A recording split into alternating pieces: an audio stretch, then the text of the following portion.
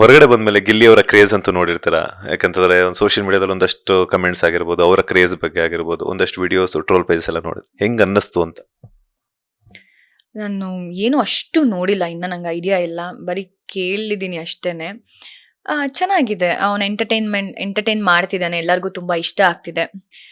So ತುಂಬ ಪ್ರೀತಿಸ್ತಿದ್ದಾರೆ ಅವನನ್ನ ಅಂತ ಅನ್ನಿಸ್ತು. ಅಷ್ಟೊಂದು ನನಗಿನ್ನ ಐಡಿಯಾ ಇಲ್ಲ ಅದ್ರ ಬಗ್ಗೆನು. ಗಿಲ್ಲಿ ಅವರಿಗೆ ಮೈಲೇಜ್ ಸಿಗ್ತಾ ಇರೋದೇ ಅಶ್ವಿನಿ ಗೌಡ ಅವರಿಗೆ ಟ್ರಿಗರ್ ಮಾಡ್ತಿರುವಂತದ್ದು ನಿಜನಾ? ಆ ಥರ ಎಲ್ಲ ಒಬ್ರಿಂದ ಒಬ್ರಿಗೆ ಮೈಲೇಜ್ ಸಿಗತ್ತೆ ಅನ್ನೋದೆಲ್ಲ ನಾನು ನಂಬಲ್ಲ ಅಲ್ಲಿ. ಆ್ಯಂಡ್ ಅವರಿಬ್ರು ಮಧ್ಯೆ ಅದೇನೋ ಗೊತ್ತಿಲ್ಲ, ಕ್ಯಾಟ್ ಫೈಟ್ಸ್ ನಡೀತಾನೆ ಇರತ್ತೆ, ಟಾಮ್ ಅಂಡ್ ಜೆರಿ ಥರ. ಇವ್ರು ಸುಮ್ಮನಿದ್ದಾಗ ಇವ್ರು ಸುಮ್ಮನಿರಲ್ಲ, ಇವ್ರು ಸುಮ್ಮನಿದ್ದಾಗ ಇವ್ರು ಸುಮ್ಮನಿರಲ್ಲ. ಬಟ್ ಇವರಿಂದ ನಂಗೆ ಅವ್ರಿಗೆ ಮೈಲೇಜ್, ಅವರಿಂದ ಇವ್ರಿಗೆ ಮೈಲೇಜ್, ಆ ಥರ ಏನಿಲ್ಲ. ಆ್ಯಂಡ್ ಫಸ್ಟ್ ಆಫ್ ಆಲ್ ಎಲ್ಲರೂ ಅಲ್ಲಿ ಸ್ಕ್ರೀನ್ ಸ್ಪೇಸ್ಗೆ ಅಂತಾನೆ ಹೋಗಿರ್ತಾರೆ, ನಾವು ಕಾಣಿಸ್ಕೊಳ್ಬೇಕು ಅಂತ. ಅದ್ರ ಮಧ್ಯೆ ಅವ್ರು ಜಗಳ ಮಾಡ್ತಿದ್ದಾರೆ, ಹೈಲೈಟ್ ಆಗ್ತಿದ್ದಾರೆ ಅಂದ್ರೆ ಅವ್ರಿಗೆ ಪ್ಲಸ್ ಪಾಯಿಂಟ್ ಅಲ್ವಾ ಅದು. ಎಲ್ಲೊಂದ್ ಕಡೆ ಕಾವ್ಯ ಅವರಿಂದ ಗಿಲ್ಲಿಗೆ ಮೈನಸ್ ಆಗ್ತಿದ್ಯಾ ಪ್ಲಸ್ ಆಗ್ತಿದ್ಯಾ ಅಂತ? ಅದು ನಮ್ಗೆ ವೀಕೆಂಡಲ್ಲಿ ಹೇಳ್ದಾಗಲೇ ಗೊತ್ತಾಗಿದ್ದು, ಸ್ವಲ್ಪ ಮೈನಸ್ ಆಗ್ತಿದೆ, ಅವ್ರು ಆಟ ಆಡೋಕೆ ಬಿಡಿ ಅಂತೆಲ್ಲ ಸುದೀಪ್ ಸರ್ ಹೇಳ್ದಾಗಲೇ ಗೊತ್ತಾಗಿದ್ದು.